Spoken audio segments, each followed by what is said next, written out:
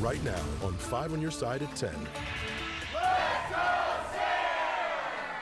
Minutes ago, a local man made his NFL debut. How his hometown is cheering on the tight end rookie. Since our weather is so quiet, I'm tracking the tropics and a monster of a storm.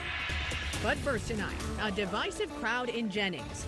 But both sides do agree they're fed up with the dysfunction. Because nobody's going to dictate our voice. Nobody. The latest on the town's controversial leadership. Tonight, people in Jennings are demanding city leaders put their differences aside. Good evening, I'm Ann Allred. Thank you for being with us. Mike Bush has the night off. An emergency meeting was called tonight by the 5 city council members who were no-shows at last month's regularly scheduled meeting. 5 on Your Side's Brent Solomon reports from City Hall. It was an opportunity for 5 council members to tell their side of the story and take action of their own. Nobody's trying to block progress in the city of Jennings. We just want to make sure we have a fair, open discussion before we make a decision. Jennings Councilman Terry Wilson sounding off before a room of neighbors who showed up for an emergency meeting. He's one of the 5 council members who plan to take a vote of no confidence towards Mayor Gary Johnson, claiming he's abusing his power. But they didn't show up to last month's council meeting. The reason we didn't come to the last meeting because we had items to go on the agenda and they were not put on the agenda. Councilmember Nadia Quinn questions recent terminations and hirings City Council approved per the mayor's recommendation. We did not have enough votes to pass what we said passed. We needed to redo that vote. When some council members gathered for a different emergency meeting last month to reverse the vote, the mayor filed suit against those council members, claiming the meeting was illegal. Thursday, the 5 council members met again anyway, without the mayor and 3 other council members. They voted to rescind a recent stop order from the mayor for a city construction project and to search for a new attorney different from the one Mayor Johnson recently brought on. They say she doesn't have city government experience. Each of you will try really, really hard to get along with each other. Absolutely. Absolutely. This reminds me of the senators in Washington, D.C., a house divided against itself. Those council members saying they'd like to request a meeting with the mayor and the full council in public to discuss how to move forward. On Your Side in Jennings, Brent Solomon, 5 on Your Side. Mayor Johnson tells 5 on Your Side he was not at tonight's meeting because it was not properly organized or advertised. He called it, quote, another attempt to cause a disturbance. Tonight, a man accused of kidnapping and sexually assaulting a woman in a Clayton Park is in police custody. Jose Gomez Vasquez was arrested just hours after Clayton police released these surveillance photos this afternoon. He's charged with 6 felonies. The woman told investigators she was walking in a Richmond Heights neighborhood last week when Vasquez grabbed her and took her to Oak Knoll Park, where he assaulted her. Investigators say the victim has an intellectual disability. Tonight, we're learning more about the 3 teenagers killed in a car crash in University City. Our Robert Townsend spoke with the boys' parents who are left grieving and searching for answers. Nothing more heartbreaking than losing your child. Yeah, I gotta tell you, this story is just wrought with lots of pain and layered with heartache. Pain and heartache families are now facing. For Brandon Robinson, it's just a horrible day. And Nikia Ingram, I really don't believe it's sunk in yet. the pain is immense, deep, and unfathomable. It's very hard. I wouldn't wish this on nobody. We're going on our first cruise next year. He won't even be able to make it. The Olivet parents are neighbors. They say early Wednesday morning they were sound asleep and didn't know their sons left their homes. So I thought he was home because his bedroom door was closed. But when I went to check, he was not. He had went out the front window. And I just peeked in on him and I seen him that he was asleep. And that was the last time I had seen him.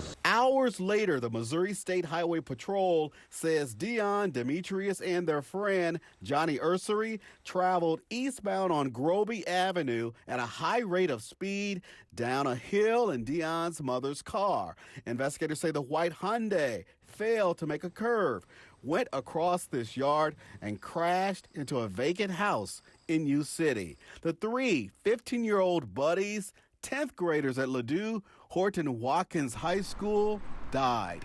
Dion Robinson was the oldest of two and loved wrestling. Kids was just being kids. We all were kids at that time, like 15 years old. Demetrius Ingram was an only child. He hasn't experienced anything really in life on his own. Not prom, marriage, children. Just 2 weeks into the new school year, 3 weeks before homecoming, grief-stricken parents must bury their children. My family is unbelievable. They are right here by my side, right here by the mom's side. That's all you can do is, lean on your faith. Johnny Ursery's mom tells us she could not talk on camera. She says right now, understandably, she's in a state of shock. Now, Missouri State Highway Patrol is still investigating the crash. A spokesman for U City Police says they are conducting their own investigation, which should be completed in a few days. Tonight, a man is in critical condition, but recovering after a police officer shot him in North St. Louis. Police say they were chasing a stolen car when it crashed into two other cars on MLK Drive. According to investigators, the passengers got out and pointed a gun at the officers. That's when an officer fired a shot, hitting the suspect in the thigh. A second suspect was taken into custody. Two men in one of the cars they crashed into were taken to the hospital with serious injuries. St. Louis police are also investigating a deadly shooting in North City. A man in his 50s was found shot in the 5900 block of Hamilton Terrace. Police are asking anyone who saw something, call Crime Stoppers. The number is on your screen, 866-371-TIPS. Tomorrow, the Friday nights will be dark. The Friday night lights at Duchesne High School in St. Charles. The school has forfeited its game against Cardinal Ritter because of a COVID outbreak on the team. The small team of 27 players is also dealing with other injuries. Cardinal Ritter has now scheduled a home game Saturday against a Kansas City school. Their game last week was postponed after a fight at Vashon. NFL football is back, and as you saw right here on 5 on Your Side, the Super Bowl champion Kansas City Chiefs kicked off the 2023 season in front of a packed crowd at Arrowhead Stadium. And unfortunately for Chiefs Kingdom, it was a disappointing start. While some Missouri fans were rooting on the Chiefs, a Metro East town was cheering for a Highland, Illinois native making his NFL debut with the Detroit Lions. 5 on Your Side's Laura Barczewski went to his hometown where nearly 200 people gathered to watch. Captain of the Eye. Yep. Highland is a small town with a big heart. There we go. Coming together to support each other for big moments, including a very special one for football player Sam Laporta. He's the first guy from Highland to get drafted to the NFL. So that was really, really cool. First 10 bingos, we're going to give out $20. His former football and basketball coach, Austin Wells, says it all started for Laporta right here on the Highland Bulldogs football field. He was a phenomenal athlete, but I think some of the coolest stuff that he did was behind closed doors in practice, and his leadership mentality and the way that he attacked every day, and approached every single game or practice. It was awesome. In high school, Laporta had the second most touchdown passes in state history. That momentum continued at the University of Iowa, setting a school record for tight ends with 153 career receptions, and now kicking off his NFL career with a bang. That's the rookie Sam Laporta for the Lions. Well, a lot of these people are here to cheer on their local NFL star. They're also here to support a nonprofit at the heart of this community. Leaps of Love's been near and dear to my heart my whole life.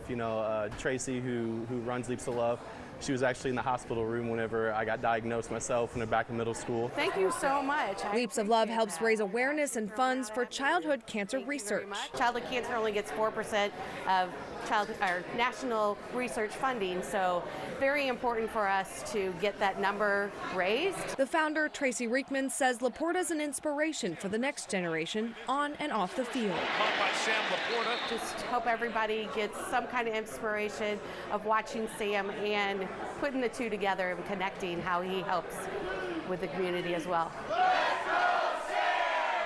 Reporting in Highland, Laura Barczewski, 5 on Your Side.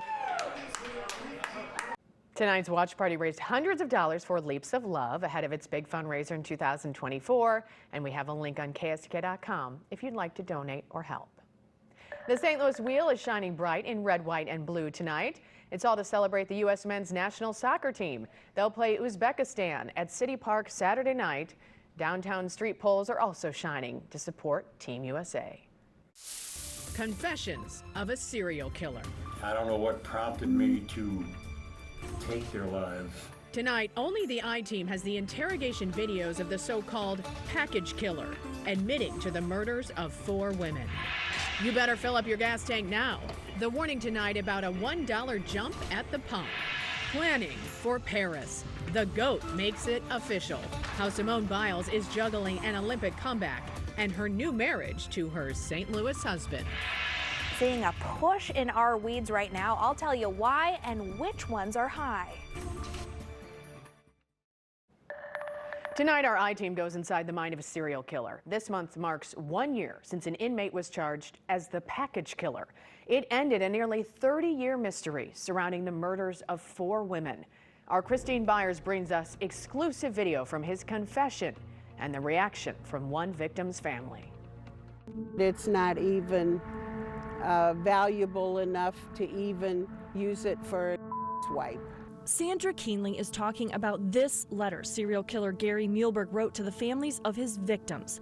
He titled it Searching the Soul and writes, "I must say and want to say how truly sorry I am for what I've done." He only is sorry because, you know, he knows he's going to rot in hell. Keenley's daughter Robin was 19 when she vanished from the Cherokee Street Stroll in South St. Louis, as it was known in the early 1990s.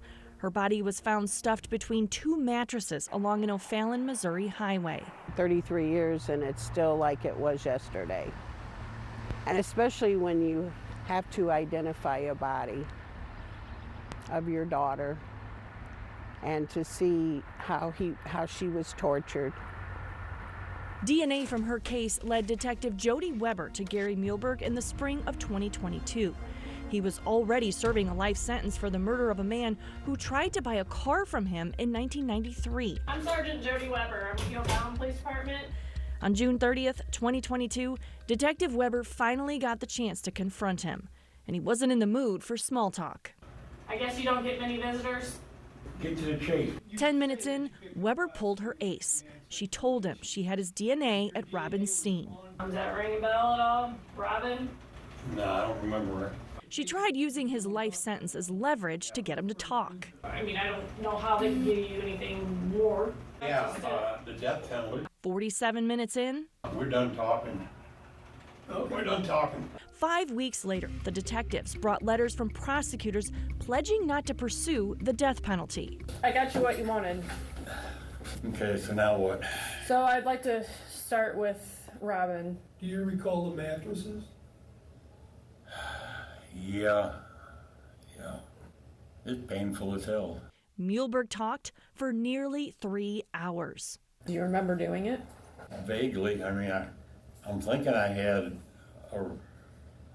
sex with her and paying her. He told detectives he kept some of the victims alive for a day or two and struggled for an explanation. Is there a possibility there's more? No. I come from good family, good people. Thinking back where my mind was, something set something off. Thank God it didn't last very long. Then Muehlberg looked directly into Weber's body camera. For what it's worth, I'm sorry. It means a lot. I don't. Sorry don't make it right. He said he was relieved after coming clean. Definitely one of the saddest days in my life, but also one of the best, because the truth is out here. No more pretending. 3 weeks later, the detectives returned. This time, the killer talked about a 5th victim police have still not identified. Muehlberg says he left her in a barrel outside a car wash.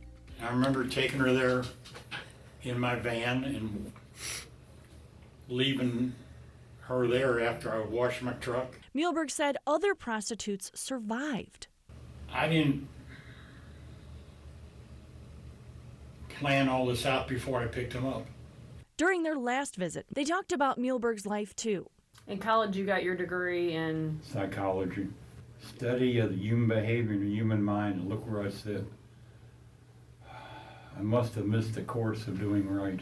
Muehlberg went on to appear only via Zoom in all of the hearings that followed. Another heartache for Robin's mother. When I faced him in court, and I mean, he never said a word. She remains unmoved by the sorrow Muehlberg talked about during his confessions. He's nothing but a monster. And she says he can keep his apologies.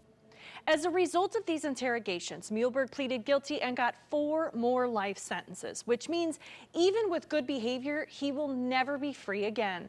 For the I-Team, Christine Byers, 5 on your side. We've posted more clips from Muehlberg's confessions on KSDK.com, including what he had to say about the other notorious St. Louis killers he's come to know during his nearly 3 decades behind bars. If you have a tip for Christine and the 5 on your side I-Team, leave a voice message at 314-444-5231. You can also email Christine at tips@ksdk.com. All calls and correspondence will be kept confidential. A consumer alert tonight for Apple users. Update your iPhone and your iPads immediately. The company issued that warning tonight. Apple says the update fixes a security flaw that hackers may already be exploiting. And you might want to fill up your gas tank ASAP. Gas Buddy warns prices in the St. Louis area could jump 50 cents to $1 any day now. A refinery outage may be the culprit.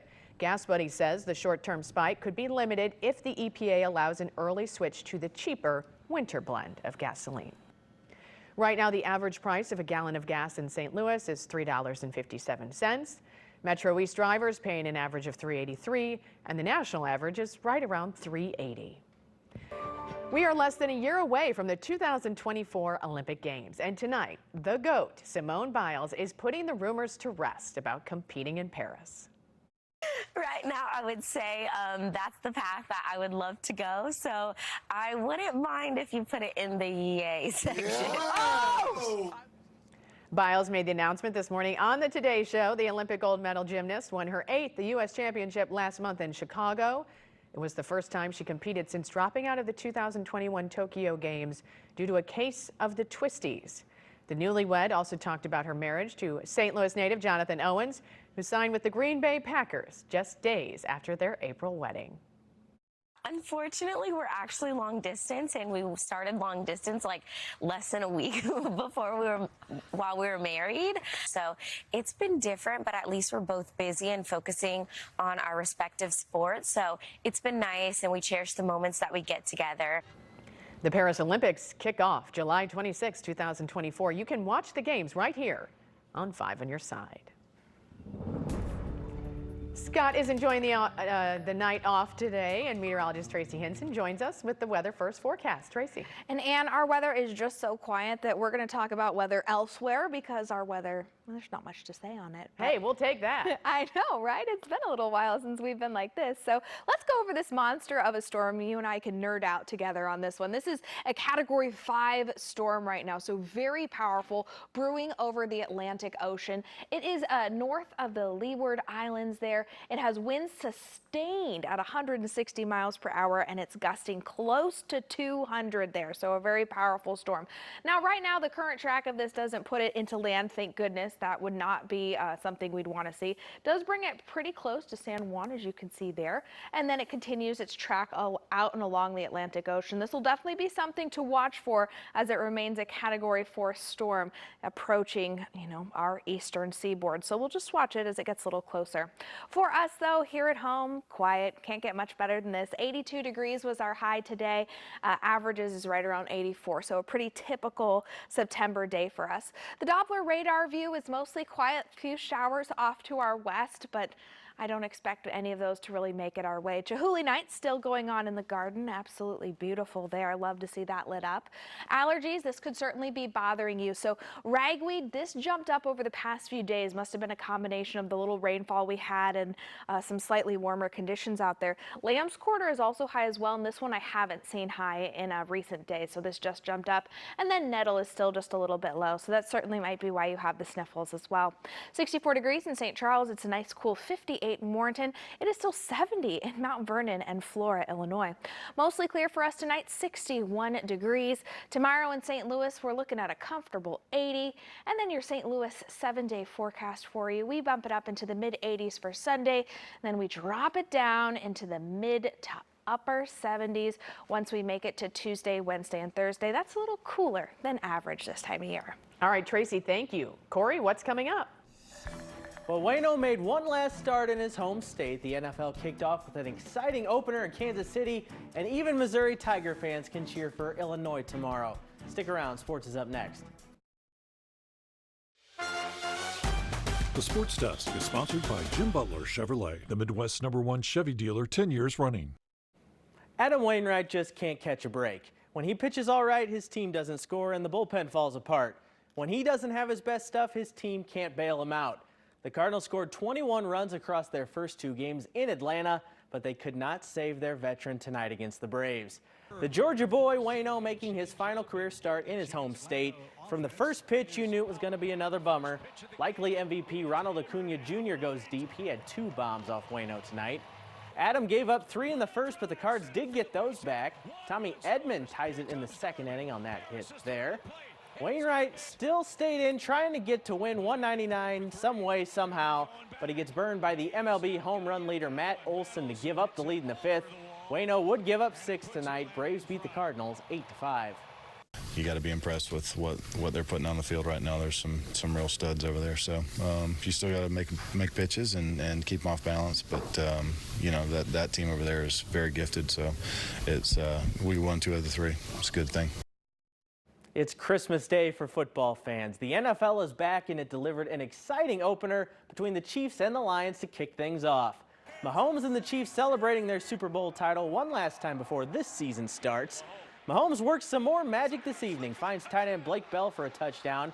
Travis Kelce out tonight with a knee injury, loving that. But the story tonight was the Lions. They did not back down at Arrowhead. David Montgomery plows his way into the end zone in the 4th to put Detroit up 21-20, and that was the final. Lions rookie and Highland native Sam Laporta had 5 catches in his NFL debut. Friday, a huge crowd, and Illinois just barely survived Week 1 against Toledo. But Brett Bielema likes the position his team is in, heading to Lawrence. I know they got new jerseys, from 1941 that they're going to debut. So there's a lot of thought that has gone into this game, and I think that's awesome. I think that's what college football is all about. Our guys in particular, with the attitude that we preach, the mentality of being an underdog with a chip on your shoulder, this actually plays into our. And I've been told too that we are the underdog. So I think there's a lot of different things that we can play to that we really embrace. Golfers get ready for a tournament in their own ways. John Daly, for example, finds a football field and kicks field goals. Former British Open champion David Duval spent his Thursday playing with Hall of Famer Ozzie Smith. Duval was at the top of the golfing world at one point, took several years off, and now he's giving it a go on the Champions Tour. So what would a win this weekend mean?